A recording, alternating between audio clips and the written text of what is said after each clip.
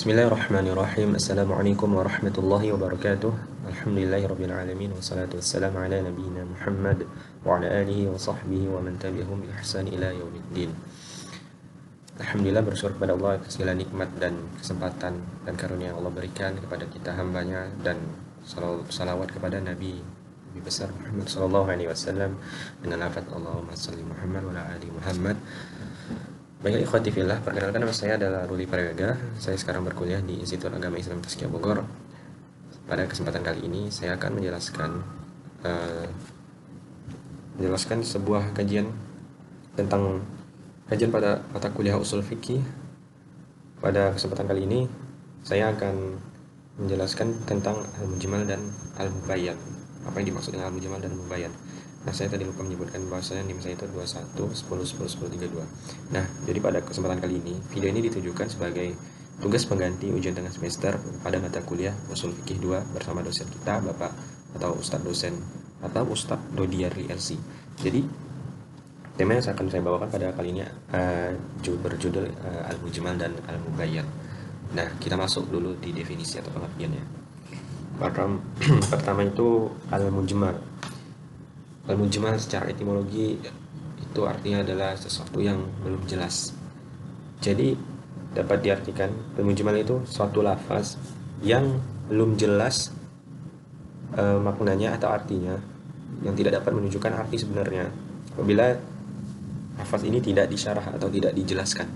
Jadi lafaz itu masih bersifat mutasyabih, masih mengandung syubhat, masih kabur. Pokoknya itu sifatnya masih nakirah, belum diketahui gitu. Jadi al-mujmal ini membutuhkan al-bayan sebagai penjelasnya. Nah, ketidakjelasan ini disebut ijmal. Contoh lafaz mujmal ada pada surah Al-Baqarah ayat 228 yang berbunyi wal mutalaqatu yatarabbasna bi anfusihinna thalathata quru, yang artinya perempuan yang diceraikan suaminya menantikan iddahnya 3 quru. Nah, lafaz quru ini disebut dengan mujmal karena mempunyai dua makna, yakni haid dan suci. Kemudian mana di antara dua macam arti yang dikehendaki oleh ayat tersebut, maka diperlukan penjelasan, yaitu al-bayan. Ini adalah contoh, yaitu ijmal dalam lafaz tunggal. Nah, ada dalam lafaz yang muraqqah atau susunan kata-kata sebagai berikut di surah Al-Baqarah juga di ayat 237, au ya'fu alladhi biyadihi 'uqadatun nikah, yakni atau orang yang memegang ikatan pernikahan memaafkan. Dalam ayat tersebut masih terdapat ijmal tentang menentukan siapa yang dimaksud orang memegang kuasaan atas ikatan pernikahan itu. Nah, di antara keduanya yang dimaksud pemegang ikatan pernikahan itu diperlukan penjelasan atau al-bayan. Nah, melanjutkan yang tadi. Selanjutnya itu masih ada mujmal pada tempat kembalinya. Pada tempat kembalinya domir, ihtimal atau layak, menunjukkan dua segi, sebagaimana sabda Nabi Shallallahu Alaihi Wasallam yang artinya, janganlah salah seorang di antara kamu menghargai tetangganya untuk meletakkan kayu pada dindingnya. Kata-katanya pada dindingnya tersebut masih mujmal, artinya belum jelas apakah kembali itu kepada dinding orang itu atau kepada tetangganya. Nah, itulah tadi sedikit gambaran apa itu al-mujmal. Jadi kita akan selanjutnya akan masuk kepada al-bayan. Nah, pengertian mubayyan atau al-mubayyan. Al-bayan sendiri artinya itu penjelasan secara bahasa.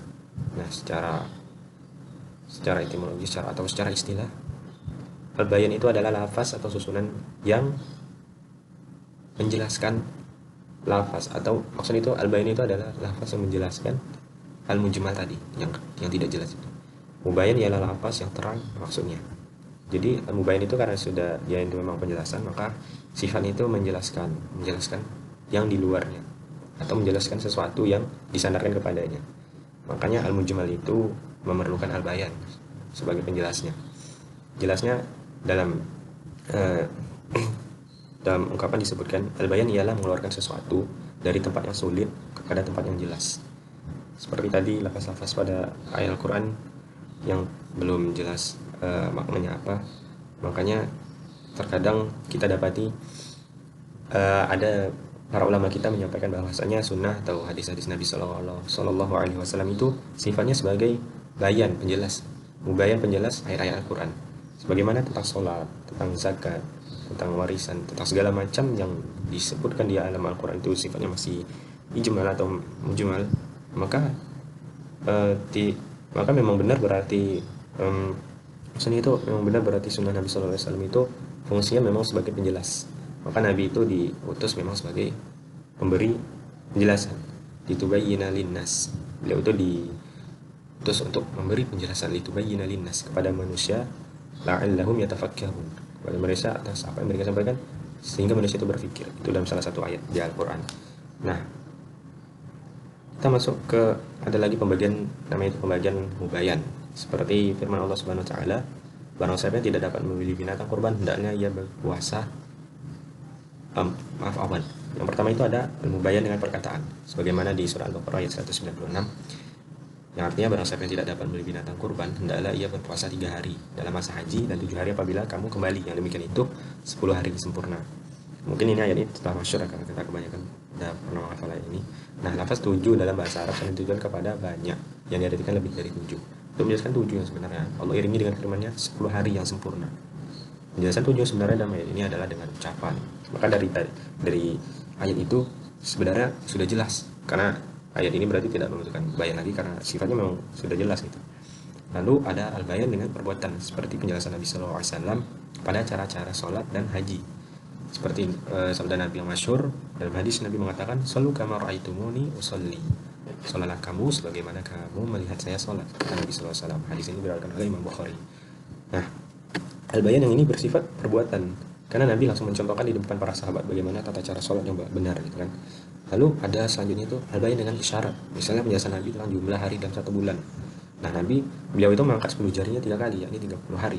Nah, ini beliau memberikan isyarat. Jadi al-bayan itu tidak terpatok hanya pada ucapan atau perkataan, tapi ada juga dengan perbuatan dan isyarat. Yang isyarat ini jarang kita jumpai kan, karena makna itu kadang setiap orang itu menakalnya berbeda-beda gitu. Kemudian beliau mengulanginya sampai menggunakan ibu jarinya pada yang terakhir. Maksudnya bahwa bulan Arab itu dalam pengkalendaran Islam itu ada 30 hari atau 29 hari. Jadi tidak ada 31 hari. Nah, yang selanjutnya itu adalah bayan dengan meninggalkan sesuatu, meninggalkan perbuatan. Dalam hadis Ibnu Hibban yang menerangkan yang artinya itu adalah akhir 2 perkara pada Nabi sallallahu alaihi wasallam. Tidak berwudu karena makan apa yang dipanaskan api. Nah, penjelasannya di sini adalah Nabi sallallahu alaihi wasallam tidak berwudu lagi setiap kali selesai makan daging yang dimasak, terkecuali daging unta gitu. Nah, selanjutnya adalah bayan dengan diam. Misalnya tatkala Nabi Shallallahu Alaihi Wasallam menerangkan wajib ibadah haji, ada seorang yang bertanya, apakah setiap tahun ya Rasulullah? Jadi Rasulullah diam, tidak menjawab. Diamnya Rasulullah ini berarti menetapkan atau menjelaskan bahwasanya haji itu tidak diwajibkan dilakukan setiap tahun. Namun sebagaimana kita ketahui, ibadah haji ibadah yang mulia itu kalau untuk untuk syaratnya itu ya wajibnya haji itu ya sekali seumur hidup. Dalam setidaknya kita misalnya hidup 60 tahun ya, kita kalau memiliki kemampuan secara finansial dan tubuh dan secara rohani dan jasmani, maka wajib hajinya 1 kali, tidak harus setiap tahun. Namun lebih ahsan kalau kita mempunyai kelebihan materi dan ya memang diberikan nikmat oleh Allah Subhanahu wa taala untuk menunaikan ibadah haji setiap tahun, maka itu adalah nikmat yang besar oleh Allah. Jadi sedikit itu yang dapat saya sampaikan mengenai al-mujmal dan al-mubayyan, apa yang dimaksud dan apa contoh-contoh dan macam-macamnya dalam Al-Quran dan dalam hadis. Dan saya kira itu saja yang dapat saya sampaikan. Saya mohon maaf atas segala khilaf dan salah ucapnya. Wabillahi taufiq wa hidayah. Wassalamualaikum warahmatullahi wabarakatuh. Belum.